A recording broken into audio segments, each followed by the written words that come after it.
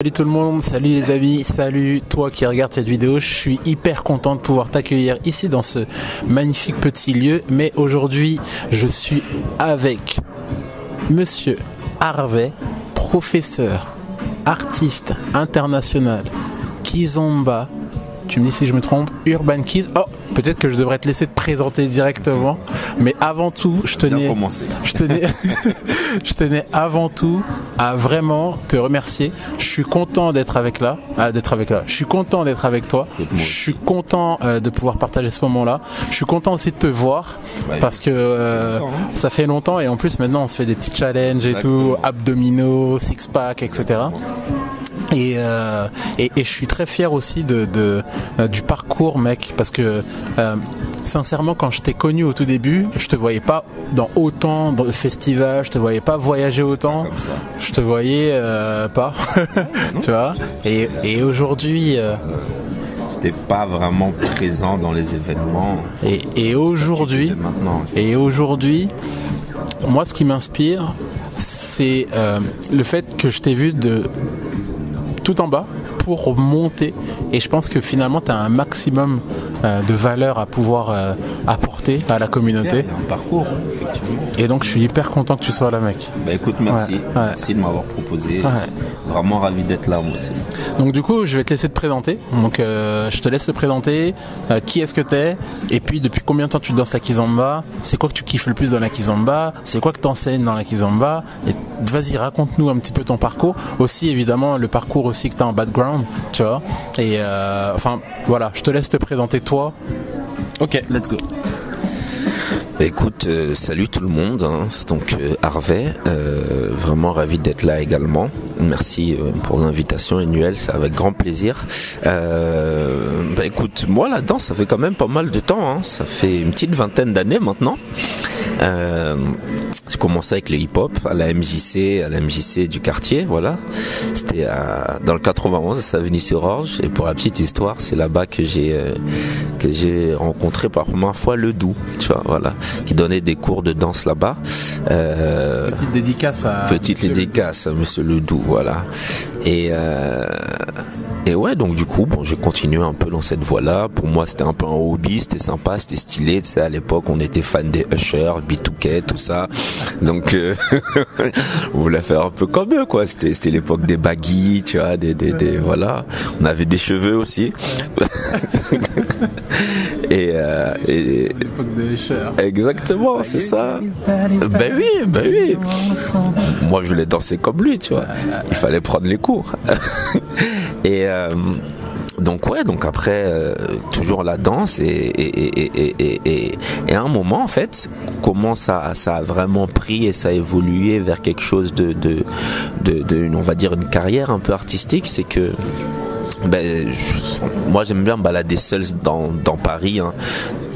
Assez tôt dans ma vie, en 18-19, voilà, je partais en vadrouille, j'allais explorer un peu, et à un moment je tombais sur des danseurs qui dansaient à Saint-Michel-Notre-Dame, et je dis c'est stylé ça, ils faisaient du hip-hop, ils étaient très forts, et ils dansaient dans la rue pour les gens, voilà, il y avait un petit chapeau, ils récoltaient un peu de monnaie, voilà, en fonction de la prestation, comment les gens ils appréciaient ça, et voilà, ils se réunissaient une fois par semaine. C'était un hobby, quoi, et j'ai réussi à faire en sorte d'intégrer un peu le mouvement, et je me suis retrouvé à danser avec eux, et en fait ça a été pour moi l'histoire et l'expérience artistique la plus magnifique de ma vie, en fait, on va dire, parce que c'est là où j'ai tout appris, en fait, en tant qu'artiste.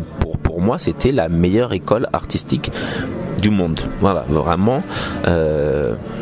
C'est un environnement effectivement qui est pas pour tout le monde, mais si tu arrives à t'adapter et si tu arrives à développer les compétences nécessaires pour évoluer dans cet environnement-là, qui est différent de l'environnement des compagnies de danse, qui est différent de l'environnement de tout ce qui est commercial, les clips, tout ça, là c'est la rue, donc c'est dur. Voilà, c'est dur, mais nous on a réussi vraiment à faire quelque chose de bien, hein. On a commencé, on dansait comme ça, on a réussi à structurer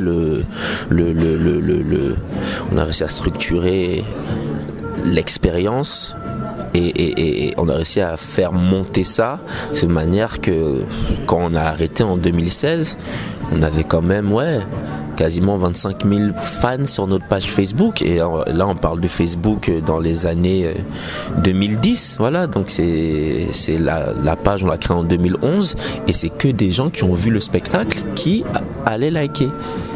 En fait, voilà, donc c'est pas des vidéos comme maintenant où tu peux faire des 30 millions de vues, c'est pas ça. Là, c'était vraiment de l'organique, je crois, on appelle ça de l'organique, voilà.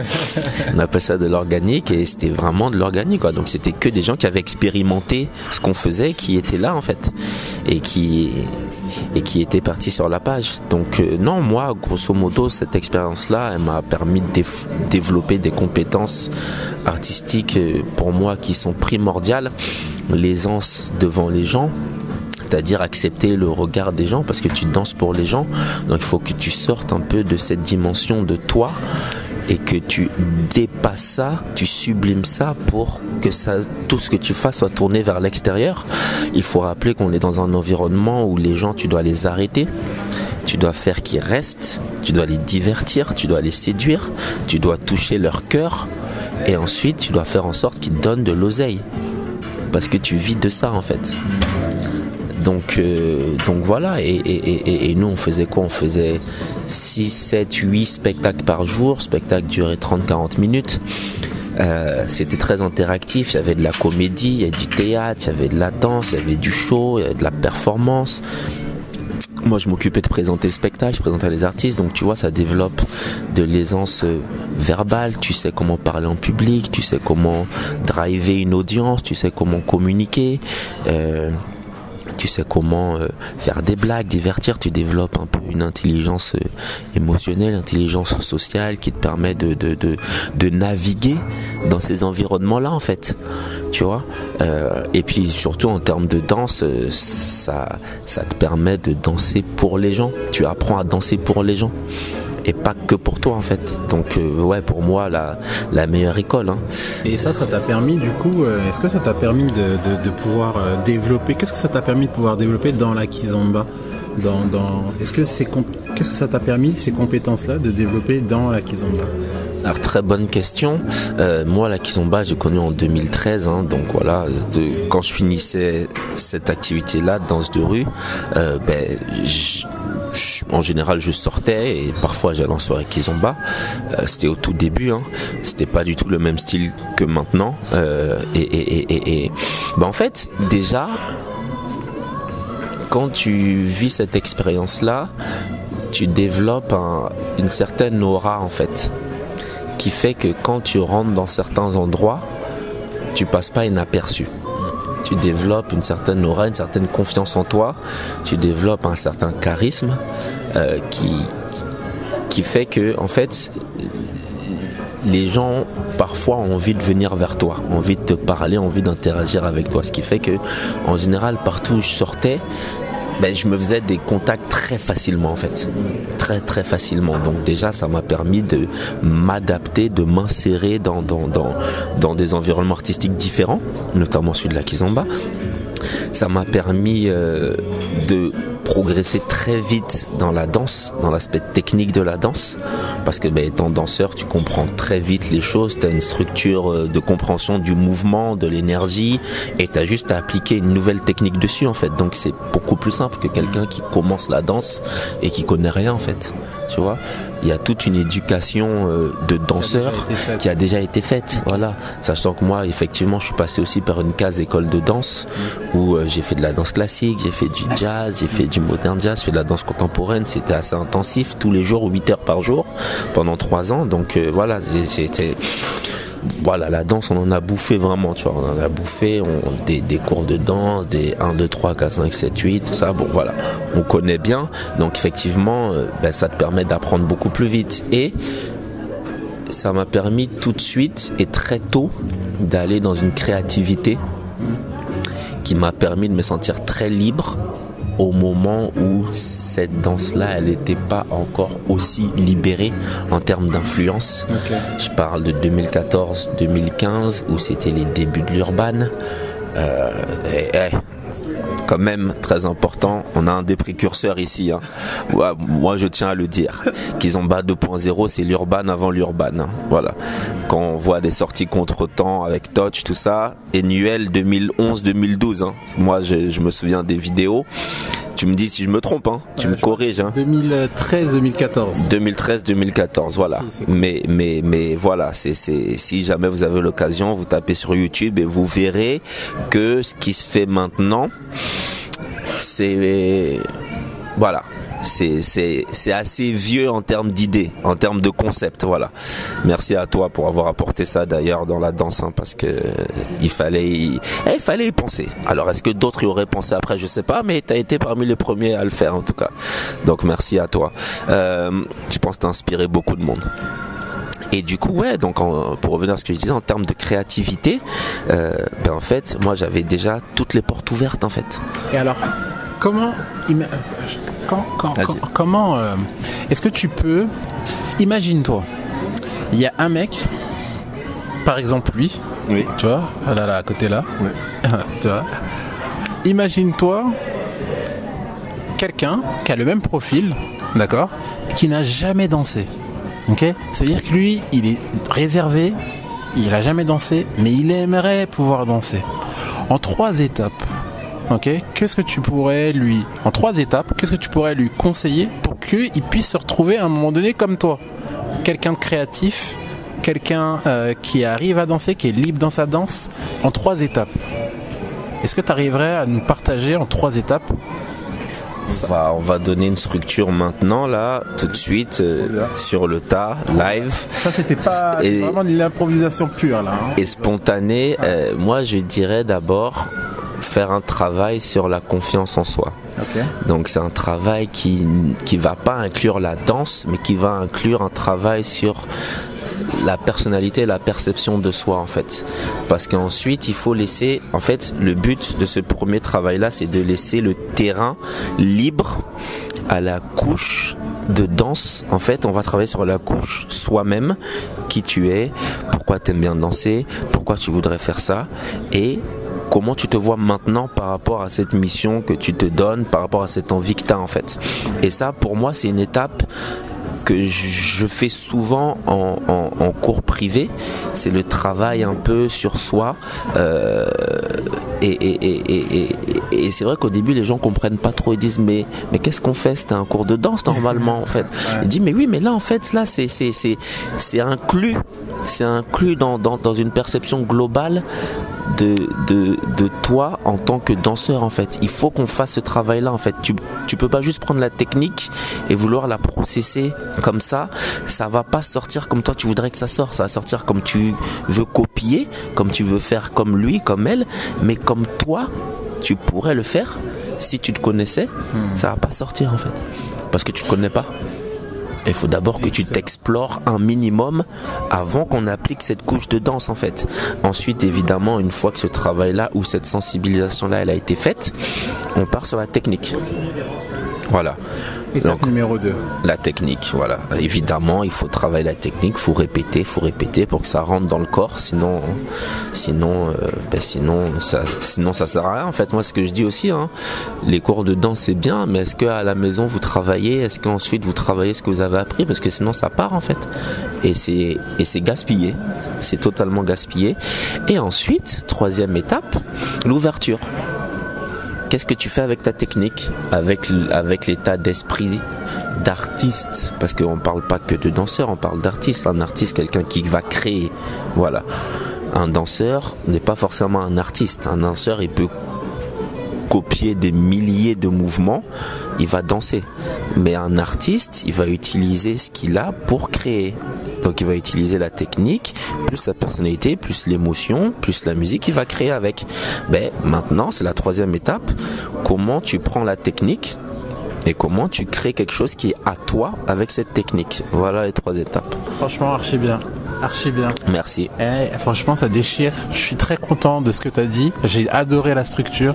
Et en fait, pendant que tu parlais, finalement, en fait, il y a d'autres questions qui sont arrivées. Vas-y. Et franchement, j'adore cette interview-là. Moi aussi. Parce qu'en fait, c'est 10 fois mieux que le papier et tout. Grave. C'est bon, c'est freestyle. Ouais.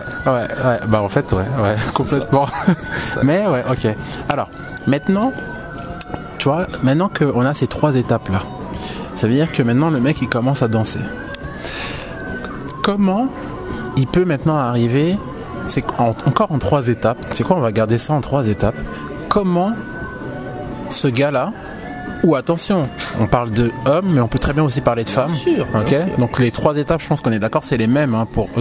Peu importe, ouais, c'est les mêmes. Ok, donc comment maintenant, au niveau où il est arrivé avec ces 3 étapes-là, comment il peut se rendre en fait à devenir professeur international, à voyager, à pouvoir inspirer les gens, à pouvoir, tu vois, inspirer les gens à eux aussi faire de même, comme on le fait, comme tu le fais, tu vois. Quelles sont les étapes, en 3 étapes toujours, que tu pourrais lui conseiller pour lui permettre en fait de pouvoir arriver là où tu en es arrivé, tu vois? Alors, je dirais, première étape de cette seconde sphère de développement, comme tu as dit, je dirais qu'il faut se créer un univers artistique. Il faut renforcer cette personnalité, il faut renforcer des traits qui sont propres à l'individu en tant que personne souhaitant se développer artistiquement, et il faut développer. Alors, comment on développe? Tu sais, moi j'ai remarqué, il y a beaucoup de gens, quand tu leur dis, il faut développer, il faut s'améliorer, ils te demandent, mais comment on fait? Je sais pas comment on fait. Moi, c'est la question moi je leur réponds, c'est simple, tu fais. Oui, c'est simple, tu fais, et en faisant, tu vas comprendre. Mais tu peux pas comprendre avant de faire, en fait.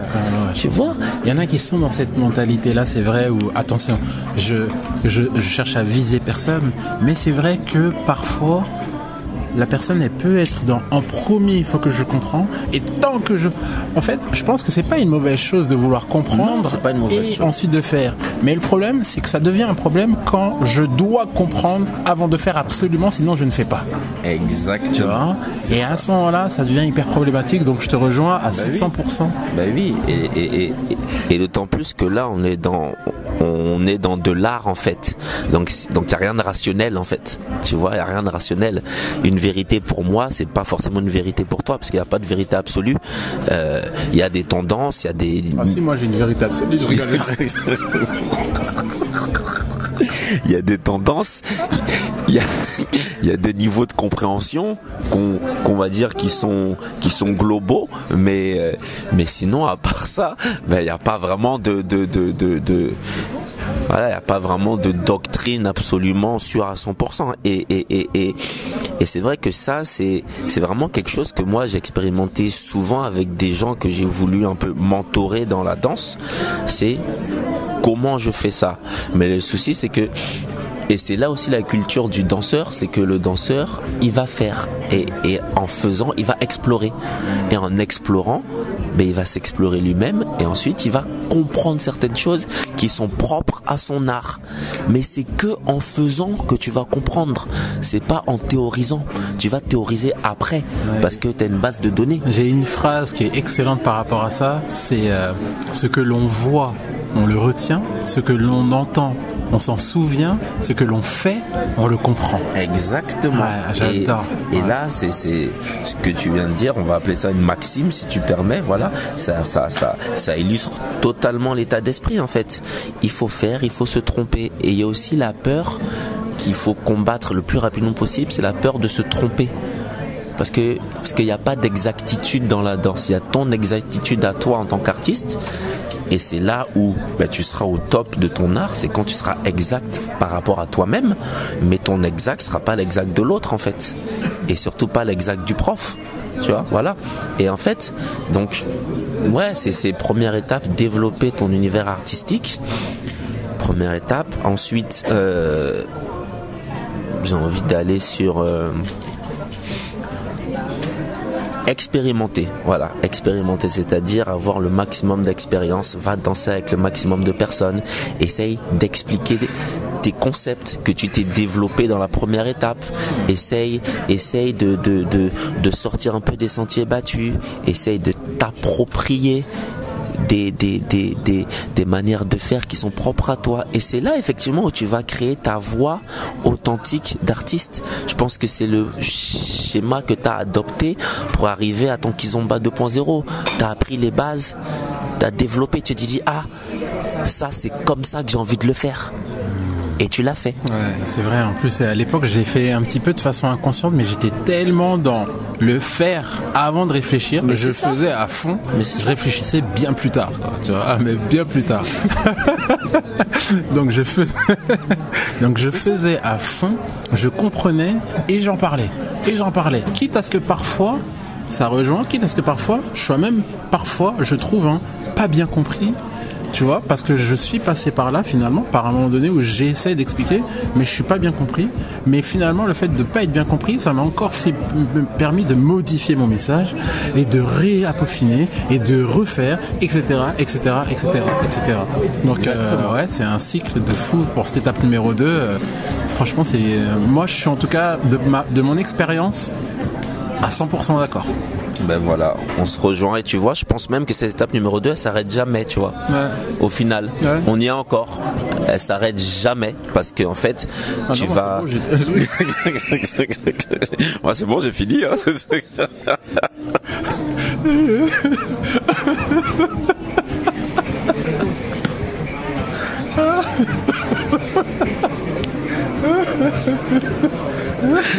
Voyez, on rigole bien, heureusement. Heureusement.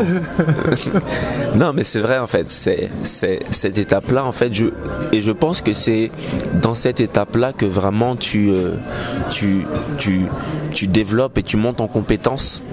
Et tu maîtrises de mieux en mieux ton art, tu vas innover, et puis c'est cette étape-là aussi qui va te donner confiance en tant qu'artiste. C'est que dans cette étape-là, Avant, t'es un peu dans les balbutiements, tu démarres, mais c'est vraiment dans l'étape où tu te construis vraiment ta vision que tu vas prendre confiance, parce que pour toi c'est réel et pour toi c'est vrai, et pour toi c'est ce que tu veux transmettre et ce que tu veux donner. En fait c'est là où vraiment tu vas matérialiser un peu ton but et ton message en tant qu'artiste. C'est que moi je danse comme ça, je veux transmettre ça, c'est ma vision des choses, c'est mon influence, c'est ça, voilà, et c'est ça qui va faire vraiment ton originalité. Voilà, je vais dire ça à la deuxième étape. Et la troisième étape maintenant, j'ai envie de dire, c'est les opportunités de la vie, en fait.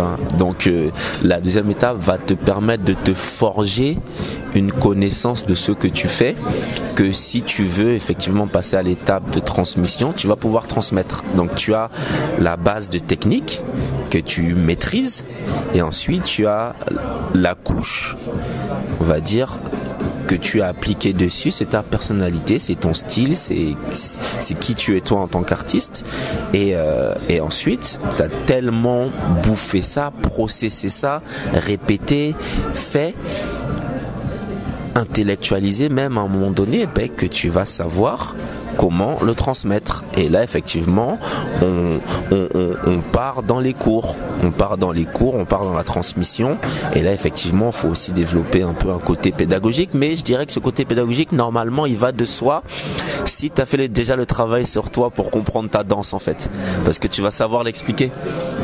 Tu vois, tu vas savoir l'expliquer, donc en fait tu vas être capable de l'expliquer, de le transmettre de manière intelligible, et je pense que c'est là où tu vas devenir un bon prof. Voilà.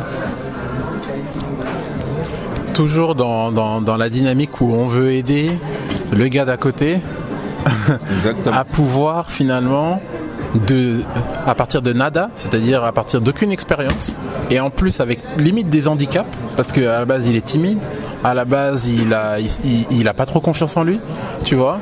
On a vu en 3 étapes comment il peut se rendre en fait à un niveau de danse où il est bon.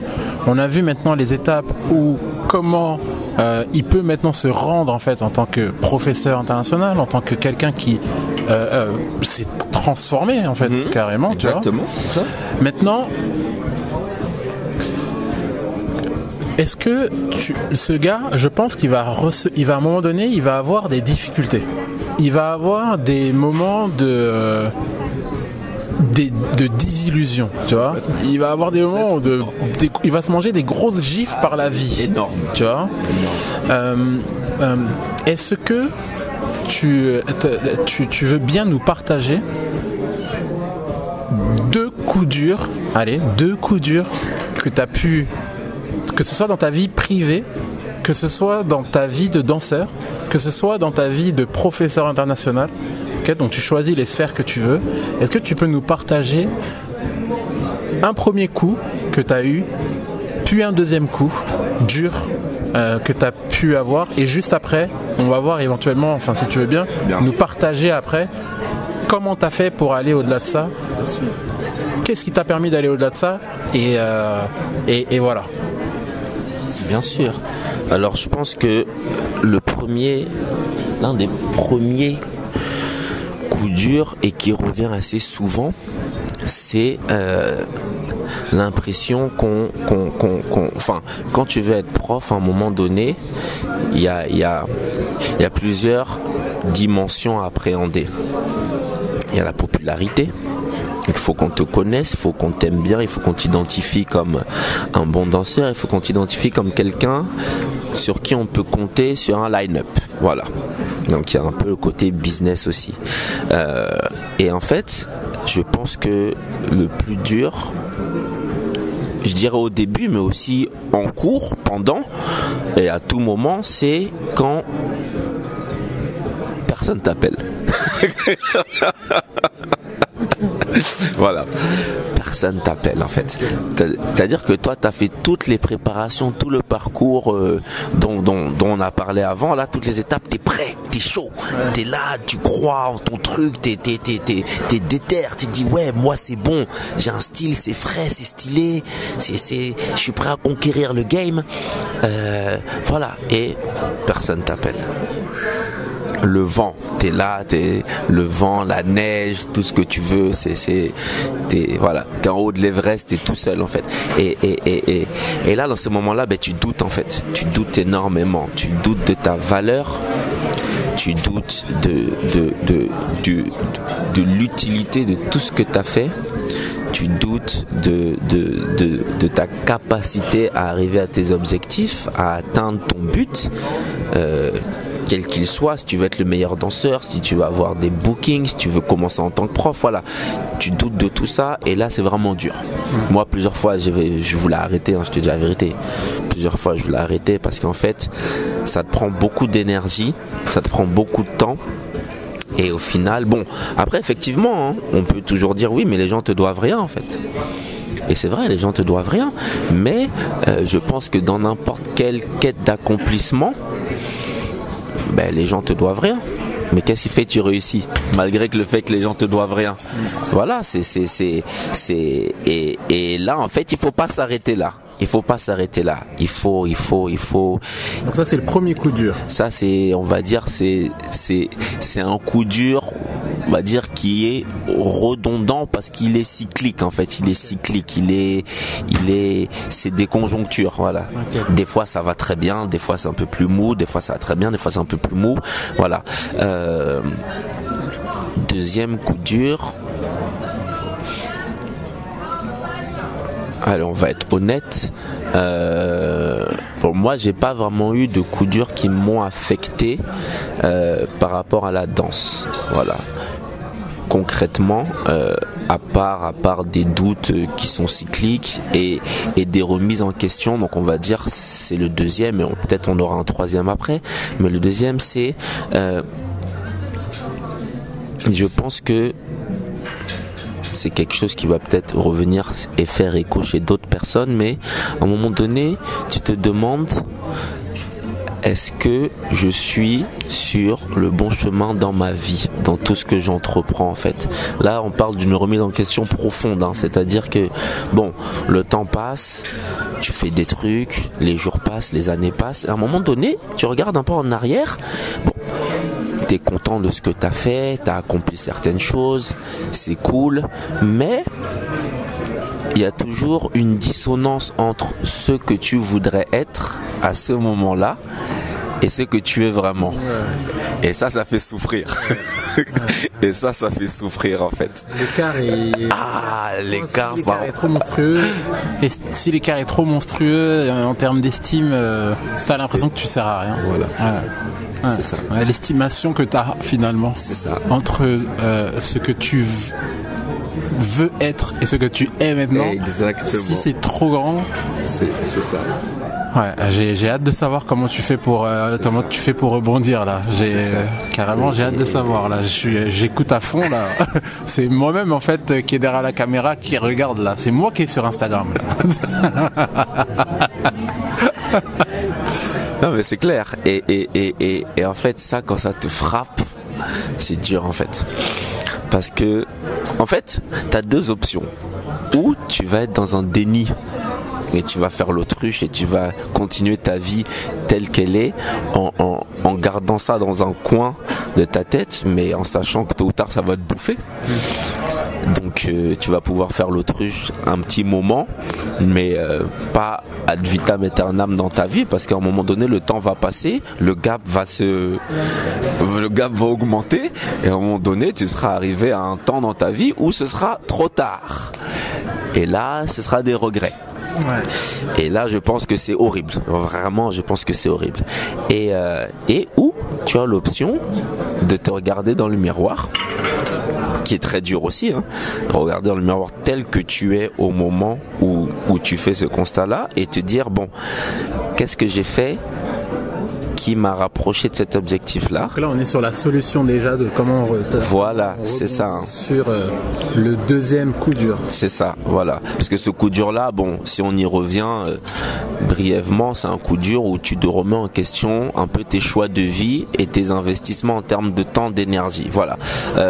Alors, c'est un coup dur qui est global. Hein. Ça peut être une relation, ça peut être un choix de travail, ça peut être un choix de vocation, ça peut être un choix de hobby, ça peut être voilà tout ce qui t'a coûté du temps où tu pensais t'améliorer, où tu pensais que c'était un investissement intéressant pour toi, voilà, et au final t'arrives quelques années après et donc où la relation s'est arrêtée.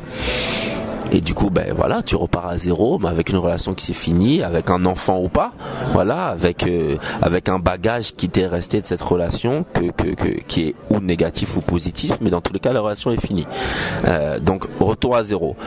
Que ce soit un travail, tu te rends compte que tu t'épanouis pas, t'es au bord du burn-out, t'en peux plus d'aller au travail, c'est le matin, tu galères à te lever, t'as aucune motivation, t'es au bout du rouleau, et du coup, t'es nul dans ton taf aussi, parce que vu que t'es voilà, donc en fait c'est un peu un cercle vicieux, c'est que t'as pas envie d'y aller, mais quand tu y es t'es nul, et quand tu y es pas, tu détestes ton taf en fait. Et là-bas on commence à te faire sentir aussi en fait c'est bien beau de venir, mais faut bosser quoi, tu vois, voilà.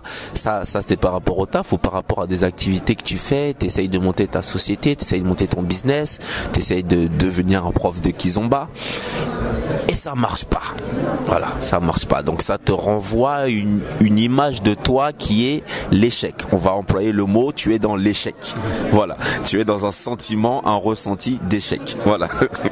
Tu rentres le soir chez toi, voilà, t'es dégoûté, voilà. Donc on va revenir un peu à la solution. Il faut faire face. Pour moi, comment moi j'ai fait dans ces moments-là, c'est tu fais face en fait. C'est-à-dire que tu acceptes. Déjà tu acceptes. Parce que, encore une fois, si tu vas dans le déni, tu vas pas avancer. Pour avancer, il faut accepter d'abord.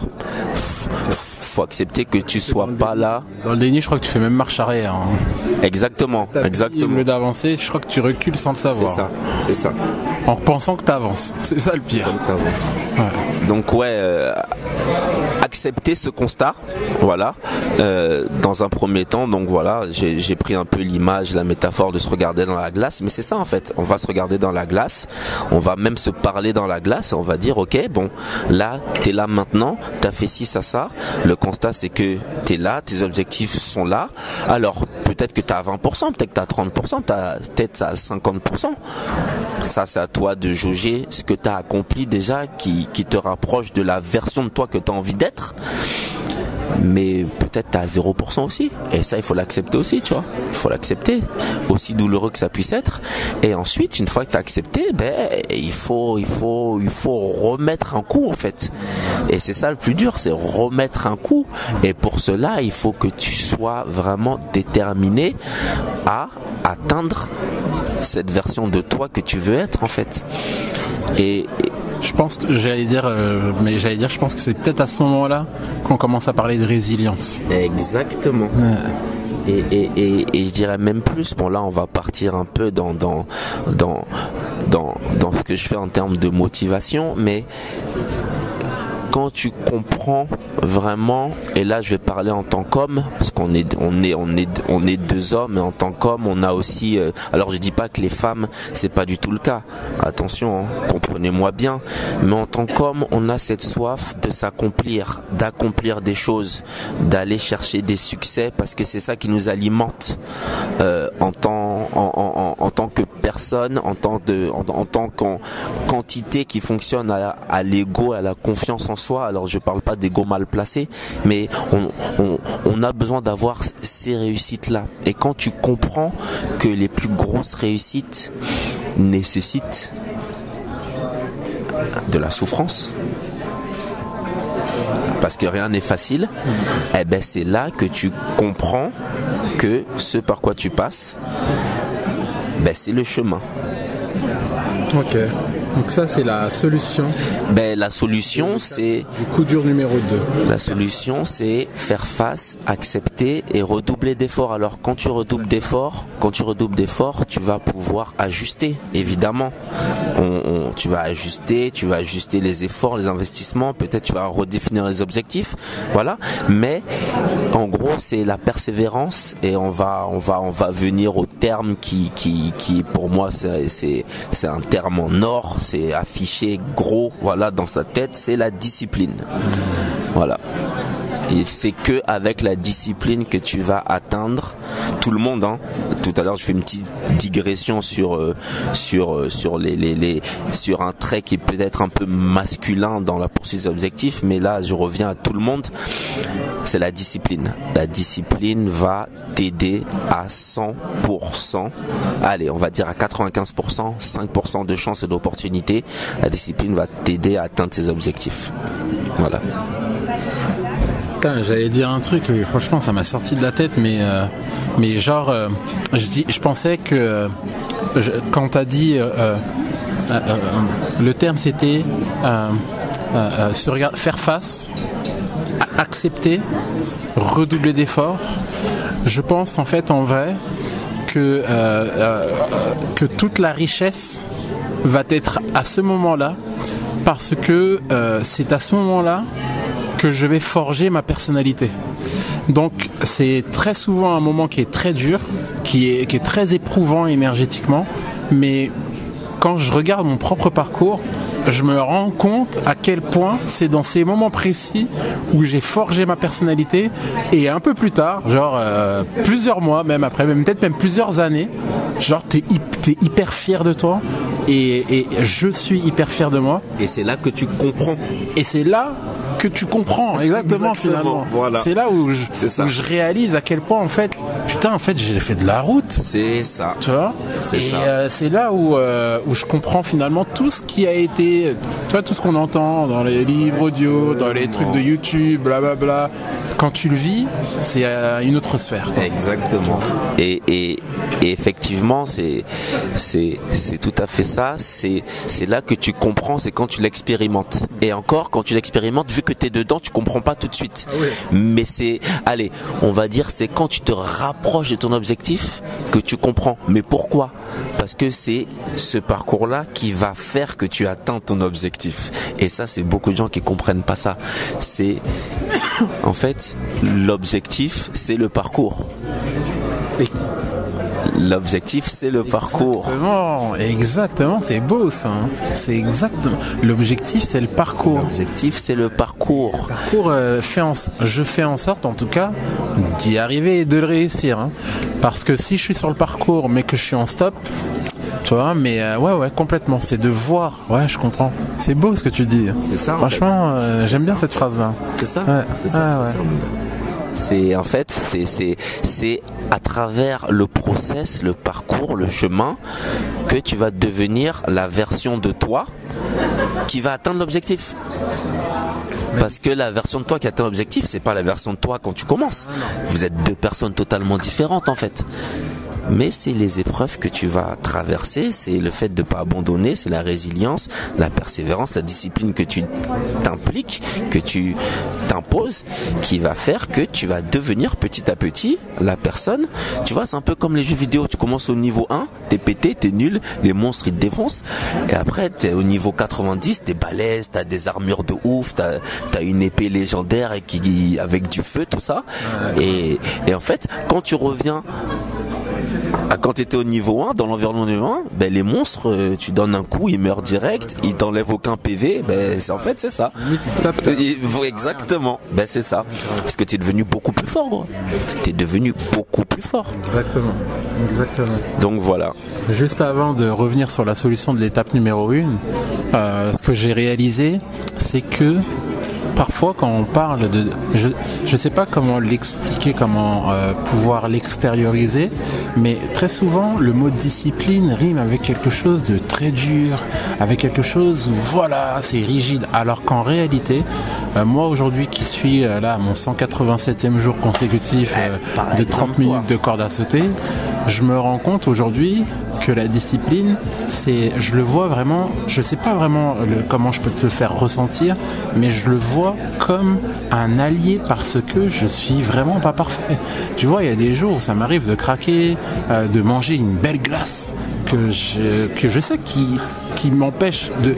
Moi, je dis toujours que les aliments transformés, ça m'empêche de réfléchir et en plus, ça me fait mourir plus vite.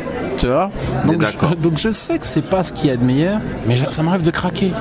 Mais le fait que j'ai cette discipline, en fait, ça revient tout de suite comme un allié qui m'empêche de me faire des vieux films dans ma tête du style je suis pas assez bon, peut-être que je devrais abandonner. Pour les autres, c'est plus facile. Ouais, mais tu sais, c'est parce qu'eux, ils ont de la chance. Tu vois, ces voix-là, ça m'empêche d'avoir ces voix-là, ça me permet de continuer. Et finalement, je me rends compte que la discipline, c'est pas en fait... c'est pas ce que je croyais. Je croyais que c'était un truc trop dur et tout. Et finalement, petit à petit, en fait, je me suis rendu compte que c'est un super allié. Et voilà, je tenais vraiment juste à souligner ça parce que moi, c'est pas du tout ce que je pensais au début de la discipline. Mais c'est vrai que je te rejoins, la perception de la discipline quand tu l'appliques pas et quand tu n'as pas approfondi un peu ce que ça peut t'apporter, c'est l'enfer. Voilà, c'est l'enfer, c'est l'armée, c'est quelque chose de... En fait, c'est une contrainte. Voilà. Et en fait, oui, c'est une contrainte au début. Pourquoi ? Parce que la discipline se heurte à tes émotions. La discipline se heurte à tes émotions, la discipline se heurte à tes états d'âme en fait, parce que la discipline elle s'en fout de tes états d'âme en fait. La discipline elle est là pour t'emmener quelque part. C'est tout. Elle s'en fout que tu sois triste, que tu sois content, que tu aies une petite douleur là, elle s'en fout de ça en fait. Mais par contre la discipline, comme tu as dit, si tu la suis, tu vas arriver assurément plus loin. Voilà, c'est ça.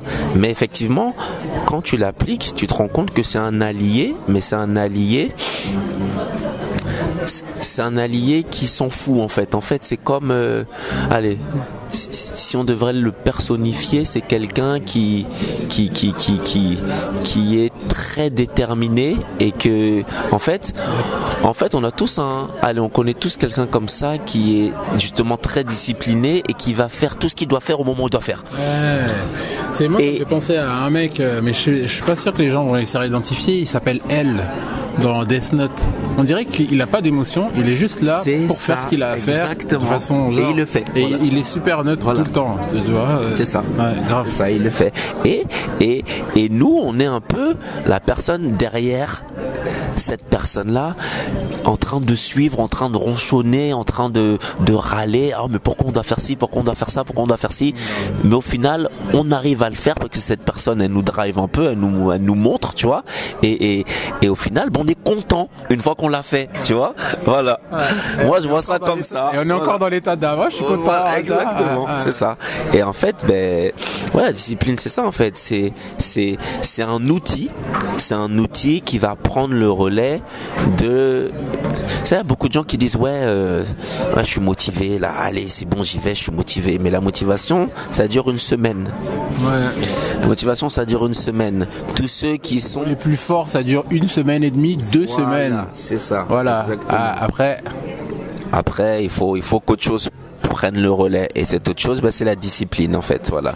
C'est-à-dire que tout ce que la motivation t'a permis de faire, pour commencer, la discipline va prendre le relais.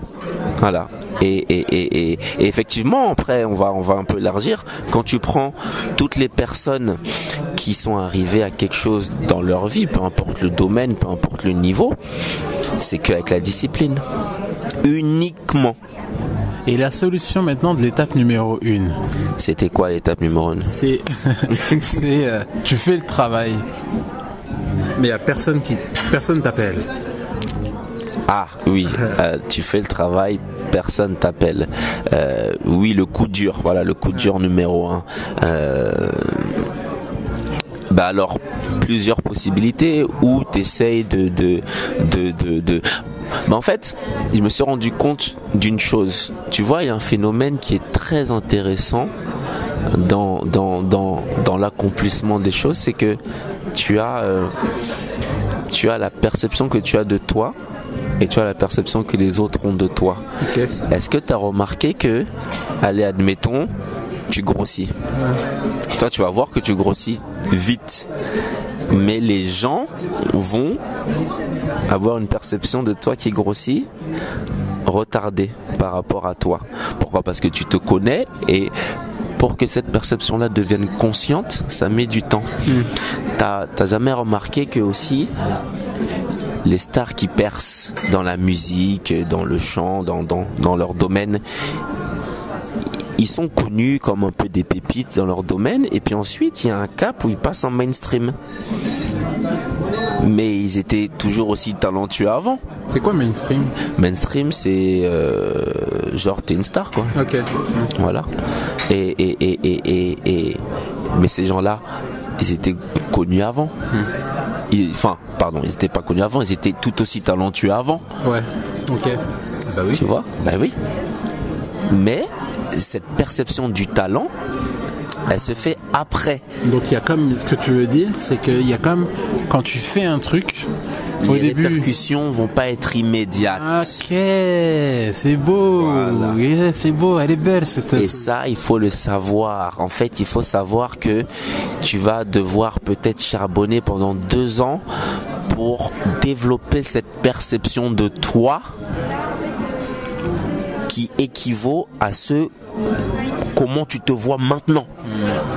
C'est-à-dire qu'il y aura une résonance dans en fait ça va arriver dans le conscient des gens que tu es comme ça après, plus tard, mais pas maintenant. Et rares vont être les personnes qui vont te voir comme tu te vois tout de suite.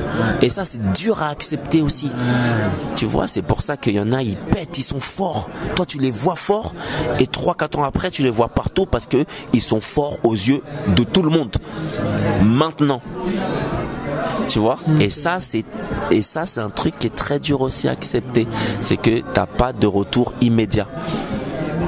Parce que toi tu te vois fort, tu sais que t'es fort, tu sais ce que tu peux faire, tu sais que mon style de danse il est stylé ça, mais pourquoi les autres ils voient pas en fait? Après, quand je dis fort, attention, je parle en toute. Pourquoi tu vois pas en fait? Mais c'est vrai. Quand je dis fort, je dis bon. Voilà, tu es bon dans ce que tu fais. Voilà. Après, encore une fois, il y a beaucoup plus fort que toi, il y a moins fort, mais fort. Voilà. Mais en gros, ce que je veux dire, c'est que c'est pas, en gros, je me prends pas pour un truc de ouf, mais je connais ma valeur. Je sais de quoi je suis capable. Et c'est vrai que plusieurs fois, je me suis dit, mais pourquoi ils voient pas? Ou même limite, c'est pourquoi ils veulent pas accepter que en gros, que c'est comme ça en fait, tu vois. Et bon, après, on va faire une petite parenthèse. Il y a aussi un système de cercle dans le milieu de la kizomba. Voilà, il y a un système de cercle.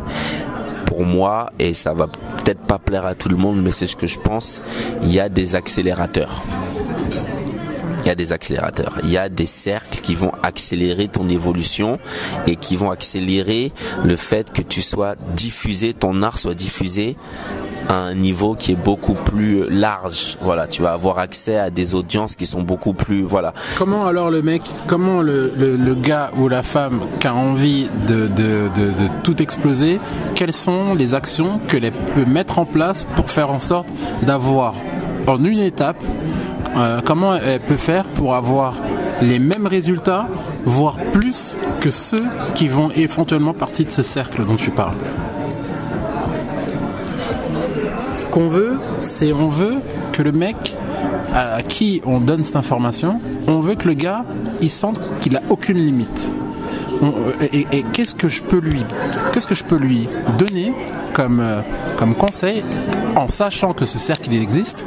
Qu'est-ce que je peux en une étape lui suggérer de faire pour qu'il ait des résultats équivalents à ceux qui font partie de ce cercle, voire plus? Moi, j'ai la réponse parce que ça a été prouvé déjà. En fait, c'est cyclique. Tu as des danseurs qui ont tellement approfondi leur art que tu peux pas faire comme si tu les vois pas. Et pour moi, ce serait la seule manière de court-circuiter le game. C'est t'es tellement fort, t'es tellement chaud que on peut pas, on peut pas nier, on peut pas faire comme si on voit pas. Voilà. Pour moi, il y a eu plusieurs artistes que je vais nommer. Moi, je m'en fous de nommer, enfin, y a pas de souci. Il y a Ledoux. Par exemple, on parlait de lui, tu vois. Il y a Asdin. Asdin l'a pété comme ça. C'était un ovni, en fait. Les gars étaient tellement chauds que, oh putain, mais c'était, voilà. Et là, plus dernièrement, il y a eu Karl. Voilà. Et encore plus dernièrement, il y a Dadier. Ouais. Dadier qui est tellement chaud techniquement que tu peux pas, en fait. Tu peux pas dire que, ouais, en fait, non, en fait.